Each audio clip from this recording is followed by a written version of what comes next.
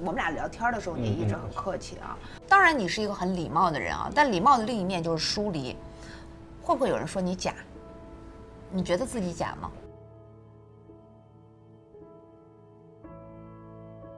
这也是我之前在反省我自己的一个问题，就是周围的人都说你要真实一点，真实一点。我想说，这就是我真实的样子呀。难道你要把我私底下跟朋友的相处模式搬到台前给大家看吗？我觉得那不叫真实，那叫不专业。那叫不专业，真的叫不专业。如果大家要看我的私生活，就是那我干脆上一档综艺，就是装个摄像头就好了。你出来其实就你在镜头面前，其实就算是一种营业，但是我选择了最贴近我的那个方式了。其实我觉得我现在就很真诚的在跟你聊天，没有在客气。所有回答的问题就是我内心想回答的。包括他们其实给我看了提纲，但是我觉得我背提纲怎么可能背得下来？但是你有的时候会在镜头前，就是说会稍微注意一点的原因，我不知道跟不跟我一样啊。我特别怕被人断章取义。怕，我觉得每个人都怕。随便一个小片段，随便一张图就可以，就会开始引导一些可能对你不利的言论、舆论也好。我觉得这是很可怕的。而且你解释不清。解释不清，你怎么解释？我经常经纪人就跟我说你少看点微博，上面有些什么不好的什么言论啊。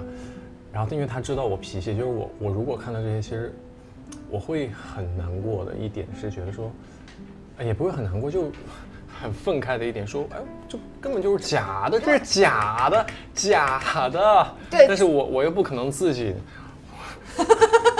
假的，回不过来是吧？怎么可能回得过来啊？反而你给了他们就是新的素材。对啊，新的素材，我何必呢？就不看不理就好。我做好我自己，我该怎么样就怎么样。你爱看不看？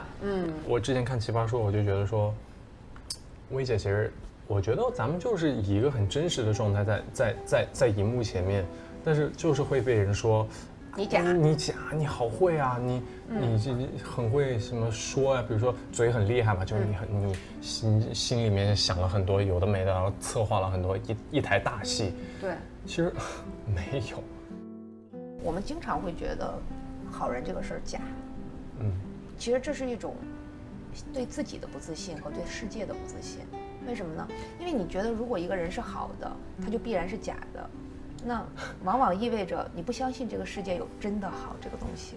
我觉得现在可能大家的一个趋势都想做自我，做真实的自我，我要发泄我张扬的情绪，怎么样，然后反而让大家看到的是这一部分人，我没有说这一部分人不好，可能他们本身张扬的情绪、外放的情绪就是这样，但其实还有一大部分人是像我们这样，从小就是家庭的一个很严谨的一个教育里面长大的，你不能要求他去说，那我今天就要怎么来一段怎么样，彰显我的张力、青春洋溢。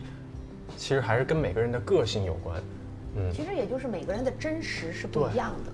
就有一些人真的就是那么温和的，有一些人真的就是相对拘谨的，有些人就是相对细腻的，有的人真实起来，他就是很粗犷的，但我们不能说粗犷的才是好的，细腻的就是假的，我们也不能说这个锐利的才是真的，相对钝感一些的就是假的，我们不能说传统的就一定是假的，也不能说先锋的就一定是真的，甚至在真假之间都没有好坏之分，这是我们的存在状态而已。对，这只是我的一个相处的一个模式而已。对，而我这种模式如果没有伤害到别人，我们有什么权利对你去怀疑或者指控他呢？所以今天我跟肖战在聊这么多的时候啊，我是真的相信你是真的，但是我也真的相信你是复杂的。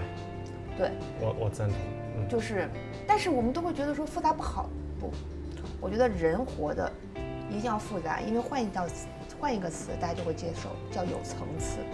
没有层次的人生是没有意思的人生。好，那我们今天非常感谢肖战。